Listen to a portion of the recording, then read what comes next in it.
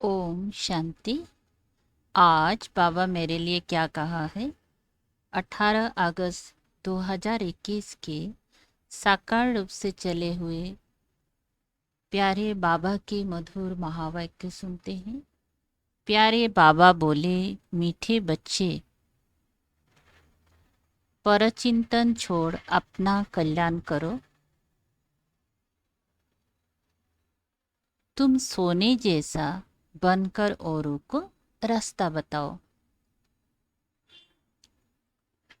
प्रश्न, अशरीरी बनने का अभ्यास जो सदा करते रहते, उनकी मुख्य निशानी सुनाओ। उत्तर है 1 नंबर, वे हट से अपनी कर्मेंद्रियों को बस नहीं करते, लेकिन उनकी कर्मेंद्रियां स्वतः शीतल हो जाती हैं। हम आत्मा भाई भाई है, यह स्मृति स्वतः रहती है। देह अभिमान छूटता जाता है, नाम रूप का नशा खत्म होता जाता है, दूसरों की याद नहीं आती है।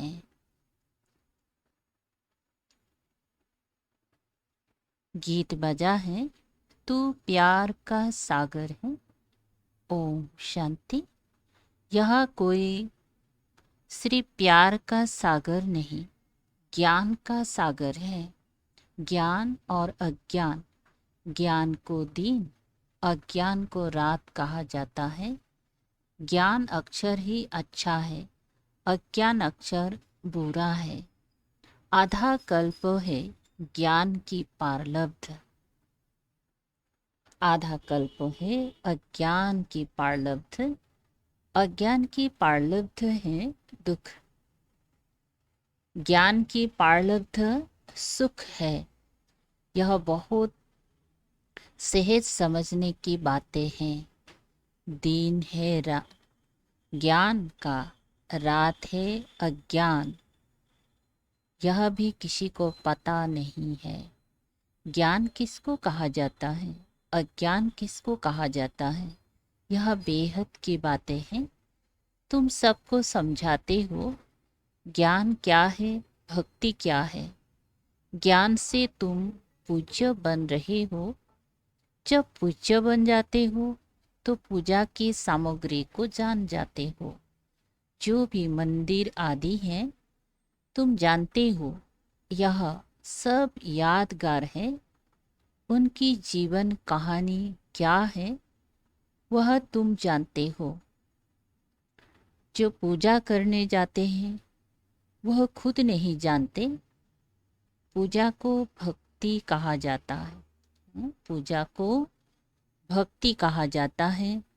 भगवान को भक्तों से मिलना है, भक्ति का फल देने के लिए। सो भगवान ही आकर पुजारी से पूज्य बनाते हैं। पूज्य सतयुग में, पुजारी कलयुग में होते हैं। तुम बच्चे जानते हो आज क्या है, काल क्या होना है। विनाश तो जरूर होने का है, कोई भी समय हो सकता है। तैयारी हो रही है, गाया हुआ भी है। अनेक कुदरती आपदाएं होती हैं, यह तो लिख देना चाहिए। गृह युद्ध और कुदरती आपदाएं, उनको कोई ईश्वरीय आपदाएं नहीं कहेंगी। यह तो ड्रामा की नून है, जिसमें नेचुरल कैलेमिटीज सब आने वाली हैं। विनाश भी विनाश में भी मदद करेंगे। नेचुरल कैलेमिटीज जो ड्रामा में ऑलरेडी नून है, विनाश में वही मदद करेंगे। किस प्रकार? मूसलाधार बरसात पड़ेगी, भूखे मरेंगी, अर्थक्वेक आदि सब आने की है। इन द्वारा ही विनाश होने का है। बच्चे जानते हैं यह तो जरूर होने का है, नहीं तो सतयुग में इतनी थोड़े मनुष्य कैसे होंगी। जरूर इकट्ठा विनाश होगा। बच्चे अच्छी रीति जानते हैं, यह सब कपड़े धुए जाएंगे। यह बेहद की बड़ी मशीनरी है। ये सारी मशीनरी का काम कौन करेगा? प्रकृति। गाया जाता है मूत पलिती कपड़े धुए। इन कपड़ों की बात नहीं है, यह है शरीर की बात। आत्माओं को युग बल से धोना है। इस समय 5 तत्व तमो प्रधान है, तो शरीर भी ऐसे बनते हैं। पतित पावन बाप आकर पावन बनाते हैं और सब खलास हो जाते हैं। तुम जानते हो पावन कैसे बनते हैं? रास्ता बहुत सहज बताते हैं। मनुष्य तो कुछ भी नहीं समझते हैं। जहाँ जहाँ भक्ति यज्ञ आदि होते हैं, वहाँ जाकर समझाना चाहिए कि जिनकी तुम भक्ति करते हो, उनकी बायोग्राफी समझने से ही तुम देवता बन सकते हो। उन्होंने जीवन मुक्ति कैसे पाई, सो तो समझो, तो तुम भी जीवन मुक्ति पा सकते हो। मंदिरों में बैठ जीवन कहानी समझाने से अच्छी रीति समझेंगे।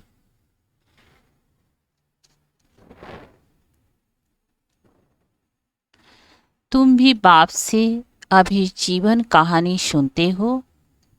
तुम बच्चों को कितनी समझ मिलती है। परम पिता परमात्मा की जीवन कहानी कोई भी नहीं जानते। परम पिता परमात्मा की जीवन कहानी कोई भी नहीं जानते। सर्वव्यापी कहने से जीवन कहानी थोड़ी ही हो जाती है। तुम बच्चे अभी परम पिता परमात्मा की जीवन कहानी को जानते हो, यानी आदि मध्य अंत को जानते हो। इस समय को आदि कहेंगे, जबकि बाप आकर पतितों को पावन बनाते हैं। ये जो संगम का समय है, यही क्या है? आदि की समय है, जो बाबा आकर पतित को पावन बनाते हैं। फिर मध्य में भक्ति का पाठ चलता है। बाबा कहते हैं, इस समय मैं आकर स्थापना करता कराता हूँ, करण करावनहार हूँ। प्रेरणा को करना नहीं कहेंगे। बाबा आकर इनकी कर्मेंद्रियों द्वारा करते हैं। इसमें प्रेरणा की बात नहीं। करण करावनहार तो जरूर सम्मुख हो कराएंगे। प्रेरणा से कुछ भी नहीं हो सकता। आत्मा बिगर शरीर कुछ भी नहीं कर सकती। बहुत कहते हैं ईश्वर ही प्रेरणा से सब कुछ करता है। बाबा आप प्रेरणा करो, हमारे पति की बुद्धि ठीक हो जाए।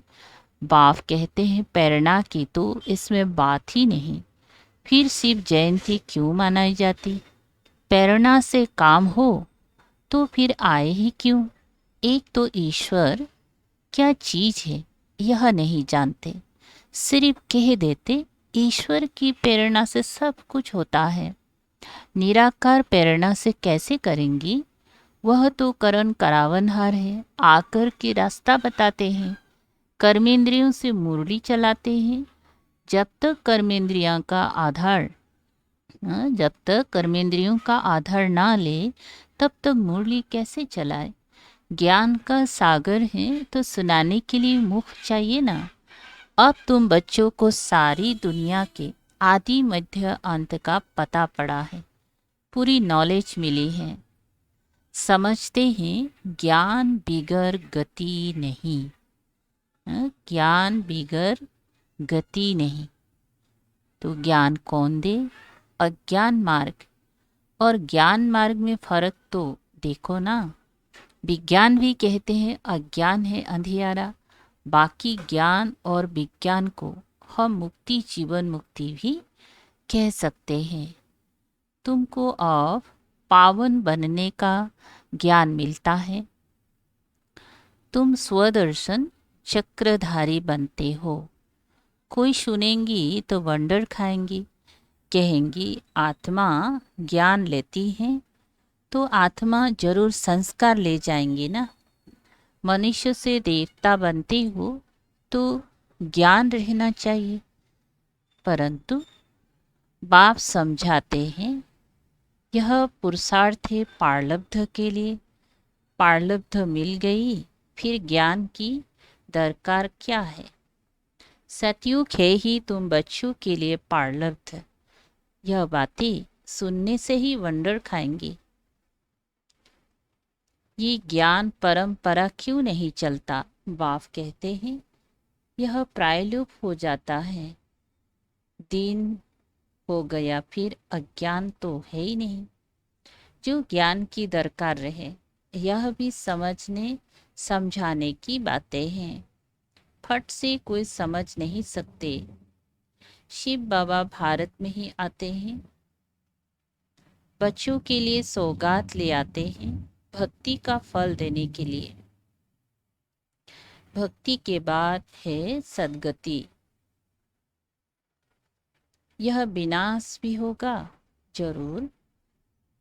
असर खड़ा है, तुम सुनते रहेंगे। चिंगारी लगती है तो 1-2 घंटे में सारा मकान जलकर भस्म हो जाता है। यह कोई नई बात नहीं है। विनाश तो होना जरूर है। सतयुग में होते ही है थोड़े मनुष्य श्रेष्ठाचारी। तो श्रेष्ठाचारी बनने में कितनी मेहनत लगती है। माया नाक से एकदम पकड़ लेती है। ऐसी गिरने वालों को चोट बहुत लगती है, टाइम लग जाता है। बड़े ते बड़ी चोट है काम विकार की। इसलिए कहा जाता है काम महाशत्रु है। यही पतित बनाते हैं। झगड़ा होता ही है विकार पर। विकार के लिए नहीं छोड़ेंगी तो जरूर कहेंगी इससे तो बर्तन साफ करे, वो अच्छा है। झाड़ू पोंछा लगाएंगी, परंतु पवित्र रहेंगी। इसमें हिम्मत बहुत चाहिए। जब कोई बाप की शरण में आते हैं तो फिर माया भी लड़ना शुरू करती है। 5 विकारों की बीमारी और ही अधिक उथल खाती है। पहले तो पक्का निश्चय बुद्धि होना चाहिए। जीते जी मरे हुए हैं, यहाँ से लंगर उठा लिया है। कलियुगी विकारी किनारा तुमने छोड़ दिया है। अब हम यात्रा पर जा रहे हैं। हम अशरीरी हो अपने घर, अशरीरी हो अपने घर जाते हैं। आत्मा को यह ज्ञान है कि हम एक शरीर छोड़ दूसरे में जाएंगे। हम गृहस्थ व्यवहार में रहते कमल फूल समान पवित्र बन यात्रा पर रहते हैं। बुद्धि में याद रहे कि यह तो कब्रिस्तान है, फिर हम सुख धाम में जाएंगे। हमको बाबा वर्षा देने की युक्ति बता रहे हैं। पावन बनने के लिए हम योग में रहते हैं। याद से ही विक्रम विनाश होंगी, तब आत्मा शरीर छोड़ेगी। यात्रा कितना वंडरफुल है। सिर्फ बाप को याद करो, अपनी राजधानी को याद करो। इतनी सहज बात भी याद नहीं पड़ती है। अल्प को याद करो बस, परंतु माया वो भी याद करने नहीं देती। मेहनत लगती है। आत्मा को ज्ञान मिला है, हमारा बाबा आया हुआ है। आत्मा पढ़ती है ना। आत्मा शरीर द्वारा जन्म लेती है। आत्मा भाई भाई है। देह अभिमान आने से फिर अनेक संबंध हो जाते हैं। यहाँ तुम भाई बहन हो गए, आपस में भाई भाई भी हो तो बहन भाई भी हो। प्रवृत्ति मार्ग है ना, दोनों को वर्षा चाहिए। आत्मा ही पुरुषार्थ करती है। अपनी को आत्मा समझना यही मेहनत है। देह अभिमान ना रहे, शरीर ही नहीं तो विकार किससे करेंगे। हम आत्मा है, बाप के पास जाना है। शरीर का भान भी ना रहे। जितना योगी बनते जाएंगे कर्मेंद्रिय शांत होती जाएगी। यह अभिमान में आने से कर्मेंद्रिय चंचल होती हैं। आत्मा जानती है हमको प्राप्ति हो रही है। शरीर से अलग होते जाएंगी तो कर्मेंद्रिया शांत होती जाएगी। सन्यासी लोग दवाई खाकर कर्मेंद्रियों को शांत करते हैं। वह तो हठयोग हो गया ना। तुमको तो योग से काम लेना है। क्या योग बल से तुम बस नहीं कर सकते हो? जितना आत्म अभिमानी होते जाएंगी तो कर्मेंद्रिया शांत हो जाएगी। बड़ी मेहनत करनी पड़ती है। प्राप्ति तो बहुत ऊंच है ना। बाप कहते हैं योग बल से तुम विश्व के मालिक बनते हो, कर्मेंद्रियों पर जीत पहनते हैं। इसीलिए भारत का योग नामी ग्रामी है। तुम मनुष्य से देवता, पतित से पावन बनती हो। प्रजा भी स्वर्गवासी तो है ना। योग बल से तुम स्वर्गवासी बनते हो, बाहुबल से नहीं। बाहुबल से नहीं बन सकते हो। मेहनत कोई बहुत नहीं है। कुमारियों के लिए तो जैसे मेहनत ही नहीं है, फ्री है। बेकार में गई तो बड़ी पंचायत हो जाती है। कुमारी रहना अच्छा है, नहीं तो फिर अधर कुमारी नाम पड़ जाता है। युगल भी क्यों बने, इसमें भी नाम रूप का नशा चढ़ता है। यह भी मूर्खता है। युगल युगल बनने के बाद पवित्र रहने के लिए बड़ी अच्छी हिम्मत चाहिए। ज्ञान की पूरी प्रकृष्ट चाहिए। बहुत है जो हिम्मत करते हैं, परंतु आग की आँच आ जाती है तो खेल खलास। इसीलिए बाबा कहते हैं कुमारी फिर भी अच्छी हैं। अधर कुमारी बनने का ख्याल भी क्यों करना चाहिए। कुमारियों का नाम बाला है। बाल ब्रह्मचारी हैं। बाल ब्रह्मचारी रहना अच्छा है, ताकत रहती है ना। दूसरे कोई की याद नहीं आएगी। बाकी हिम्मत है तो करके दिखाओ, परंतु मेहनत है। दो हो पड़ते हैं ना। कुमारी है तो अकेली है, दो से द्वैत आ जाता है। जहाँ तक हो सके कुमारी हो रहना अच्छा है। कुमारी सेवा पर निकल सकती है। बंधन में पड़ने से फिर बंधन वृद्धि को पाते हैं। ऐसा जाल बिछाना ही क्यों चाहिए, बुद्धि फंस पड़ती है। ऐसे जाल में फंसना ठीक नहीं है। कुमारियों के लिए तो बहुत अच्छा है।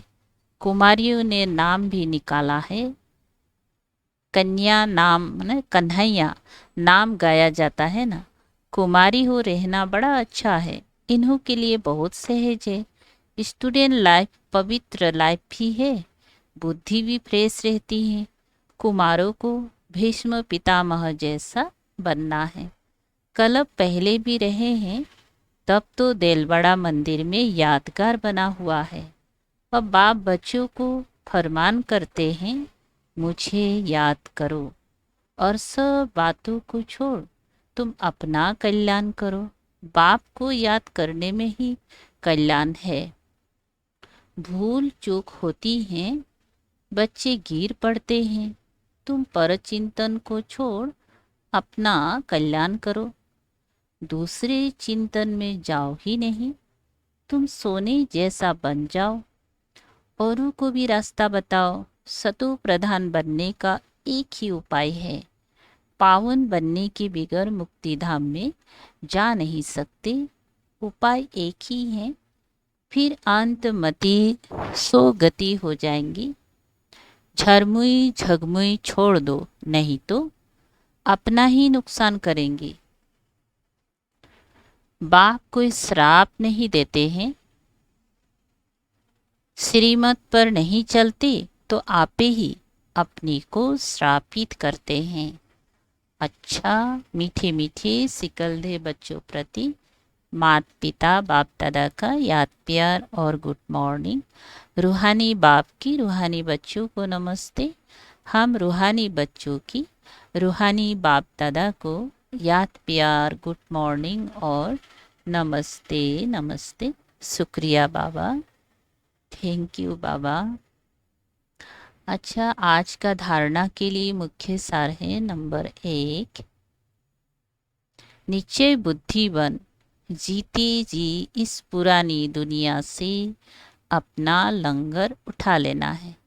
बाप के हर फरमान को पालन कर अपना कल्याण करना है। अच्छा, नंबर 2 है, दूसरों का चिंतन छोड़ अपनी बुद्धि को स्वच्छ सोने जैसा बनाना है। झरमुई झगमुई में अपना समय नष्ट नहीं करना है।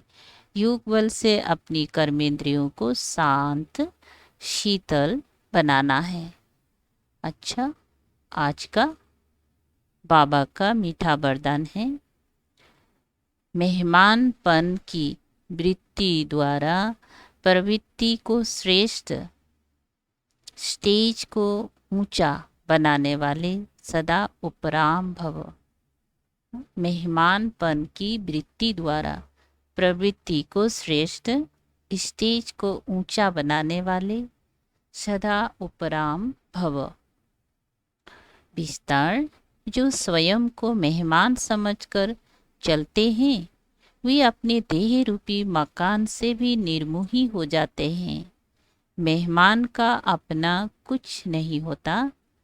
कार्यों में सब वस्तुएं लगाएंगी लेकिन अपनेपन का भाव नहीं होगा। वे सब साधनों को अपनाते हुए भी जितना न्यारे उतना बाप के प्यारे रहते हैं। देह के संबंध और वैभवों से सहज उपराम हो जाते हैं। जितना मेहमानपन की वृत्ति रहती है उतनी प्रवृत्ति श्रेष्ठ और स्टेज ऊंची रहती है। आज का स्लोगन है,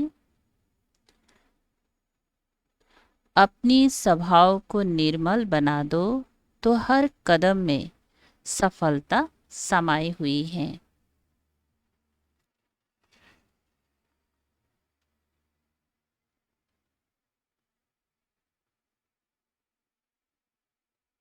अपनी स्वभाव को निर्मल बना दो तो हर कदम में सफलता समाई हुई है।